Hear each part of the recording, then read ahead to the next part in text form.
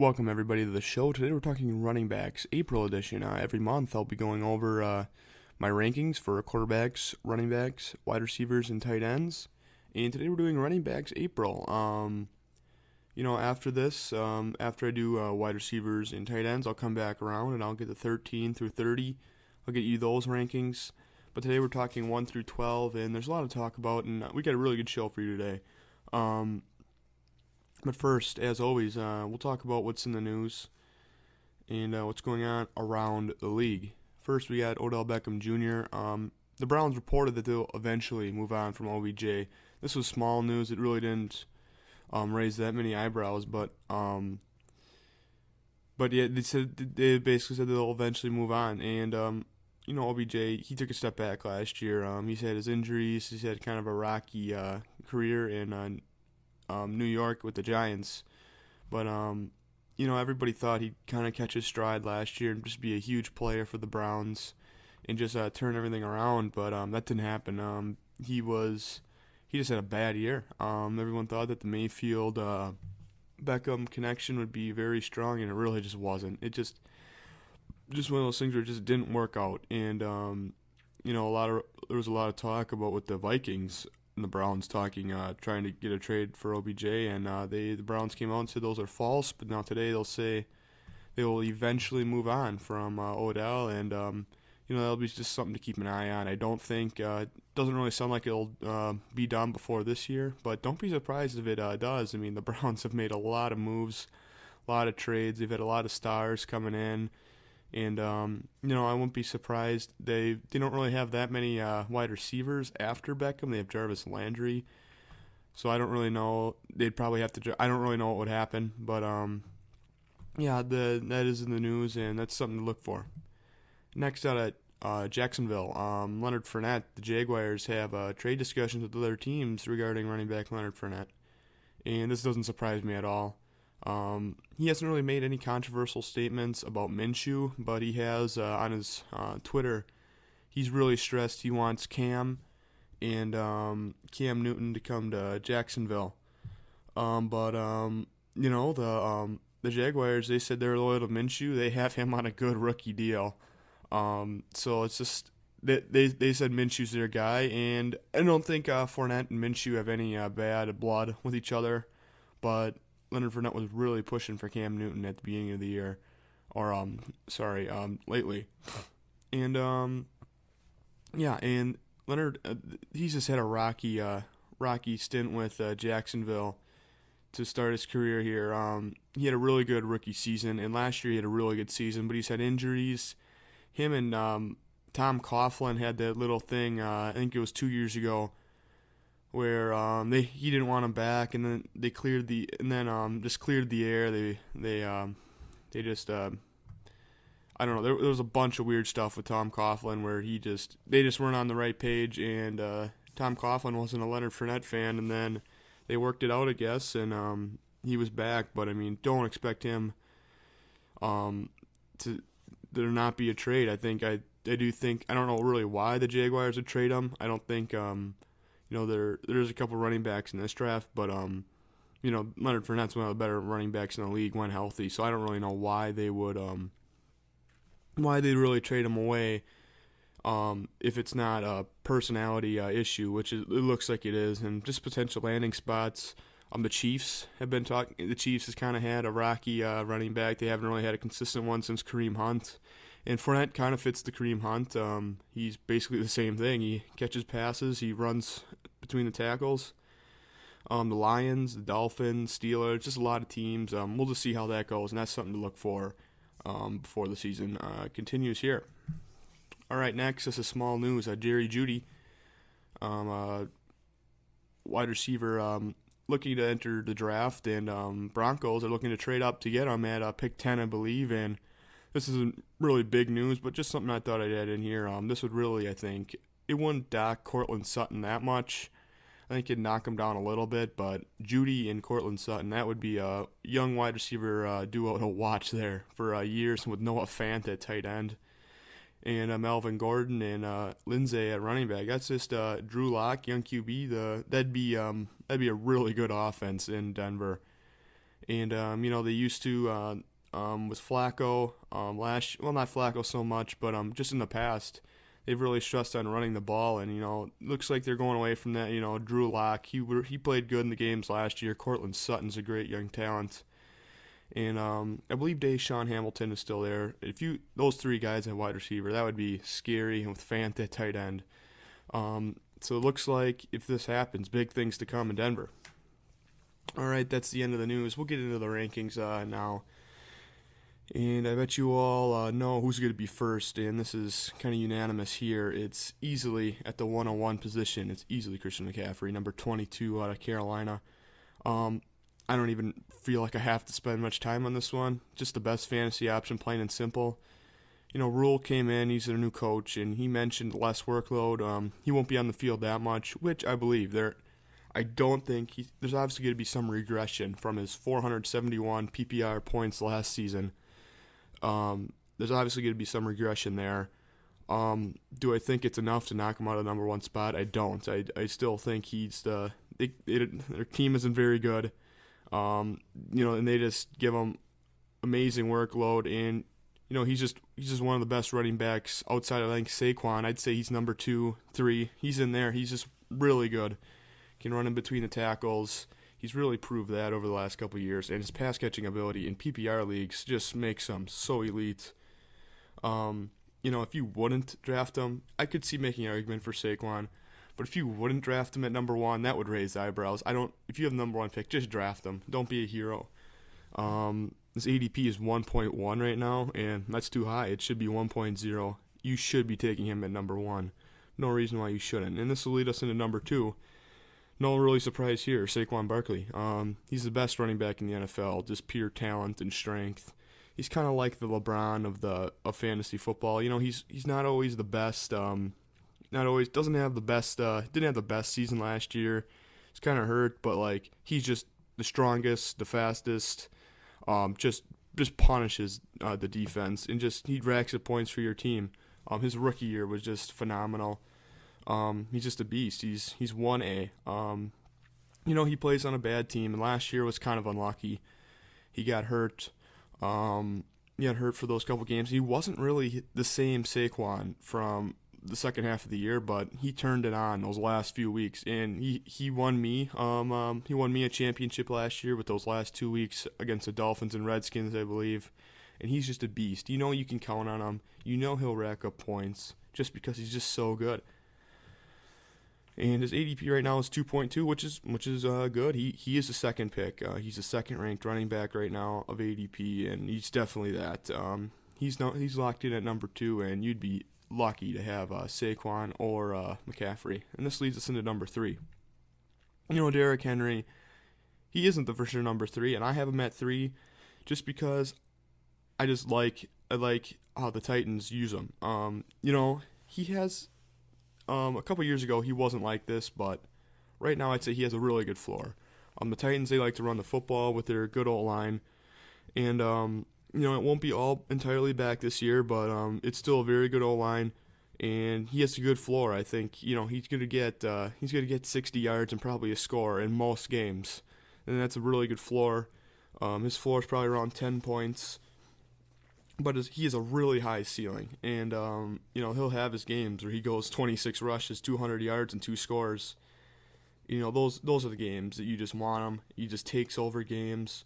Those long runs he gets, once he gets an opening, he's just gone. Can't bring him down. You'd be really lucky to have him on your team. I have him at number 3. His ADP is 6 right now. And he's 5th ranked running back, but the 2 running backs ahead of him, I just like this guy better. I think he's more consistent. You can just count on him more, and he has more big games. He has more big play potential than the next 2. All right, that gets us into number 4, Dalvin Cook, and he was 2nd in points per game last year. In his pass, if you have him in a PPR league, his pass catching is really good. The only reason I have him below Henry is just his injuries, and it's kind of a questionable team he plays on in Minnesota. Diggs is gone this year, which I think will actually help Cook, obviously, just because they have less options at wide receiver.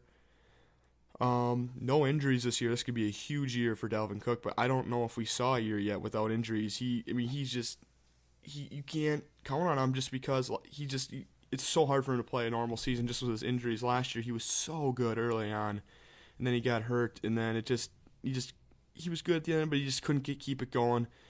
And 5.3 in ADP I think is fair. Might be a little high. He's the number 4 running back I think. He just showed you what you could do last year, and he was second in points per game behind McCaffrey of the games he did play. And next is Ezekiel Elliott. There's nothing. I don't really know what to say. There's nothing really flashy about Ezekiel Elliott. He's consistent. Nobody is gonna come in and take his job. Tony Pollard was impressive last year and was kind of annoying to Elliott owners that he just came and kind of took his work sometimes and just. But Zeke, he can do it all. He's your best. Some say he's the best running back. I think it's Saquon. But Zeke's right there. He's definitely a top 3 back in the league. He was 4th last year in points. But the only reason I have him at number 5 is because Mike McCarthy is their new coach. And you look at Mike McCarthy, you remember him in Green Bay. I know they had Aaron Rodgers and Jordy Nelson, a lot of weapons outside, but they didn't really use running backs. And inside the goal line, they always passed. McCarthy offenses, they always passed in the red zone, try to get touchdowns. That's why Rodgers, they had so many touchdowns. And Dak Prescott, he was, I believe, 2nd in passing yards last year. So they can throw the ball, and I do think they'll throw the ball even more this year. So that's why I don't have Ezekiel Elliott. I don't have him in the top 4. He's a very safe pick. He's going to be out there, and he's going to rack up points. You just know. I just have him at number 5 for that reason. He's very close. You can interchange any of these guys, but I have him at number 5 just for that reason. Now number 6, this one could raise some eyebrows, but the dude just racks up points, and he's very efficient. Melvin Gordon has left. He's in Denver right now. I'm guessing they're going to bring in a running back in the draft or a veteran, just a big running back, not Frank Gore, but kind of just a Frank Gore kind of veteran, old type running back, just like that style. QB play is suspect, which, Tyrod Taylor, I'm guessing they're going to draft a quarterback. Sounds like they're not. They don't want to bring in Cam Newton or Winston or anyone like that. I'm guessing they will draft a quarterback, and my guess is Tyrod Taylor might start the year, and then that rookie quarterback will take over. But I'm guessing they also will add to the running back. But if they don't, Austin Eckler's a top running back. He was running back 4 last year, and when Melvin Gordon wasn't there, you could just see what he did. He was in PPR. He is just a monster. He's just so efficient. He's not always on. He wasn't always on the field, but when he was, definitely one of the most. Racked up the most points when he was on the field. He was just insane. Tyrod Taylor, when last time he was a starter in Buffalo, he didn't target his running backs that much, but I don't think he won't be able to throw the ball 3 yards to Austin Eckler, and the Chargers really like doing that, and they've always had committees. So Justin Jackson would be a good handcuff, or just I think he'll have value too. But I think Austin Eckler, he was running back 4 last year, and he was splitting time with Melvin Gordon for half the year, so that just shows how much they use him in the passing game and how effective he is when he's in there.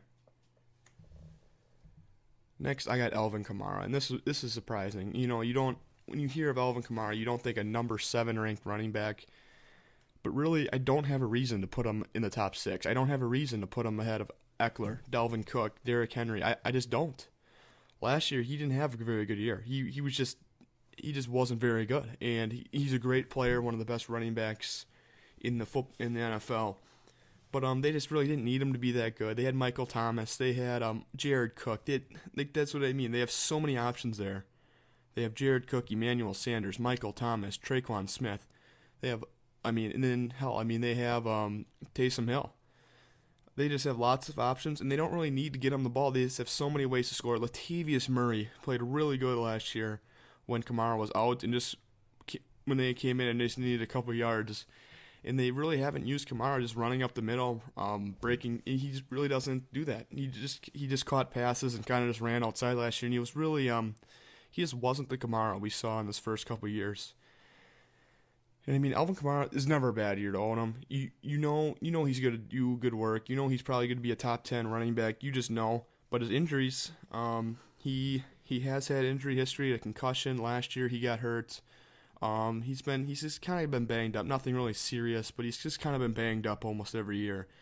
And I just really don't have a reason to put him in the top 6, and his ADP is 7.3 right now. He's a 6th ranked running back of ADP. Austin Eckler's the only one below him. And I think he's a good fit at number 7.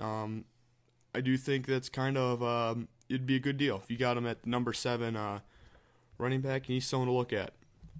Next is Green Bay Packers running back number 33, Aaron Jones. And the same thing goes here.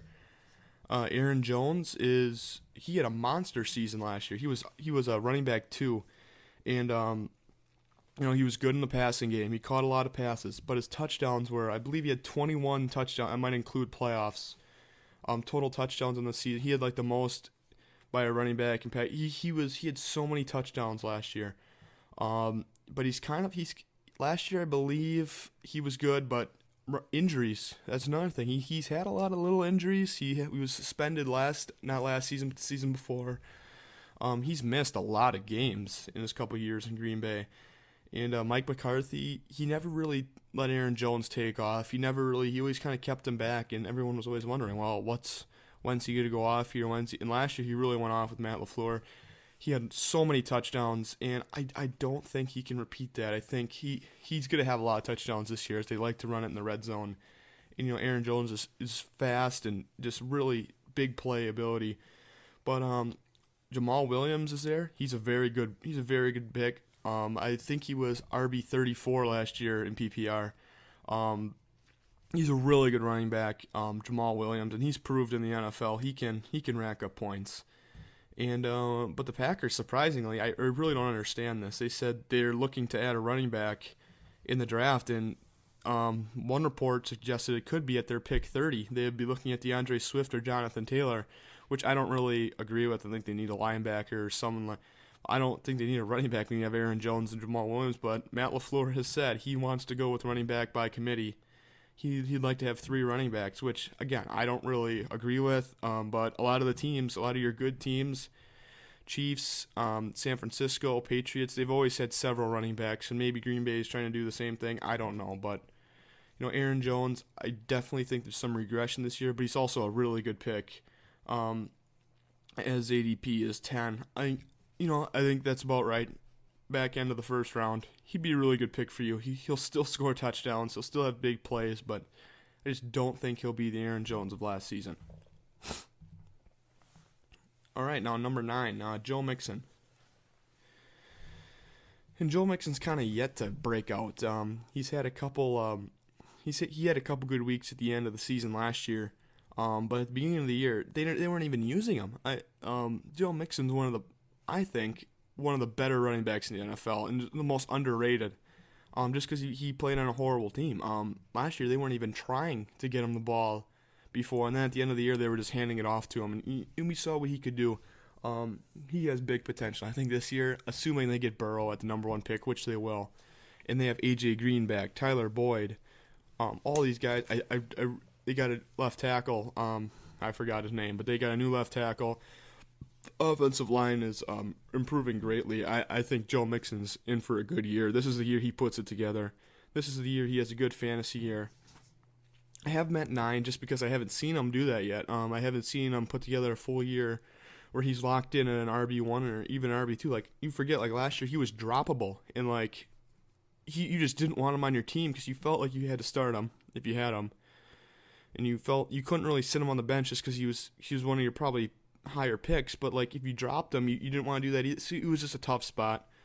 And then he really picked it up at the end of the year once the Bengals finally got him the ball. But I think this year, you look for him. He's a good spot. His ADP right now, I believe, is like 13, around there, which isn't bad. Might be a little high, but I think that's pretty good. 13, 14, 15 in there. Mid second round, I think you'd get a bargain mid-second round at him. A lot of the other fantasy analysts, I saw one was at 3. When he had him at 3, I don't think he's a top 3 running back, but he's definitely in the top 10. Look for him to have a bounce back year, and look for the Bengals to have a bounce back year. All right, we talked about him earlier in the show. Leonard Fournette at 10. I was going to take him off the list just because of the trade rumors. and just kind of the uncertainty right now. I was going to totally take him off the list, but I figured no, he's every if he's healthy, he's consistent. Last year he had 100 targets. He was only three running backs, Eckler, Fournette, and CMC. Three running backs had 100 targets, and he was one of them. And he was in the Jaguars just kind of got unlucky with him, and he scored 3 touchdowns last season on the ground. I don't know if that was overall, but I know he had 3 rushing. And that's just you wouldn't expect that for Fournette. You'd think of the Jaguars, they like to run the ball. They'll get the ball in the red zone, they'll run it in with him, and it just didn't happen last year. They're just unlucky. There's never in the inside the 5-yard line, but when they were and they ran the ball, he was 100% the ball carrier when they ran inside the 5, which is a good sign. They know when they get inside the 5, they like to run. And it's going to be Leonard Fournette running it in. Like I said, his ADP right now is 29. And at 29, if he's still with the Jaguars, I'd definitely take him there. I'd definitely take him at that 2nd to 3rd round. 25 in there. I think that's a really good spot for him. And we'll just see. He could get traded to Detroit, could get traded to Kansas City. You don't know. But yeah, I have him in that number 10 spot just because he has a high floor. The Jaguars, they'd like to run the football with him. He had 100 targets last year, not receptions, sorry, targets. And we know his ability. He's proven. His rookie year was sensational. He's really something to look for, and just someone to keep your eye on as the season approaches here. Number 11, Nick Chubb, and Nick Chubb is not 11 in pure ability. I think Nick Chubb is the top running back in the NFL.